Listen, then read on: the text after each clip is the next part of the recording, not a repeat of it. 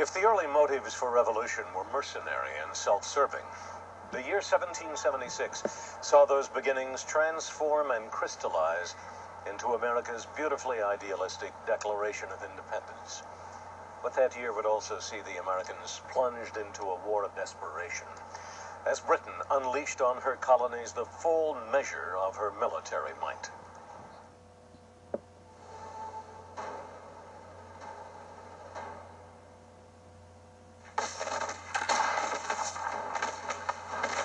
At the same time, American rebels were fighting British regulars at the Battle of Bunker Hill.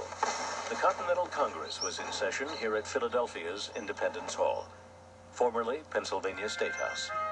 John Adams believed he had the key to enticing an equivocal Congress into supporting the army that had formed around Boston. And the key was a man. I concluded with emotion that Congress would adopt the army at Cambridge and appoint a general. I had no hesitation to declare that I had but one gentleman in mind for that important command, and that was a gentleman from Virginia, John Adams. The gentleman was George Washington, who had attended the convention wearing his scarlet and blue Virginia militia uniform, as if advertising his availability for military service. With one brilliant stroke, John Adams brought the Plantation Society's southern colonies to the active support of the industry-oriented northern colonies, and at the same time provided the embryonic Continental Army with a strong, charismatic leader.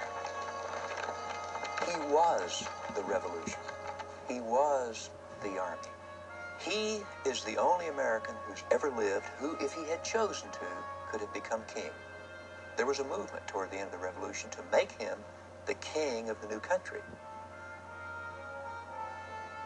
Though I am truly sensible of the high honor done me in this appointment, yet I feel great distress from a consciousness that my abilities and military experience may not be equal to the extensive and important trust. However, as the Congress, and exert every power I possess in their service and for the support of the glorious cause. George Washington to the Continental Congress.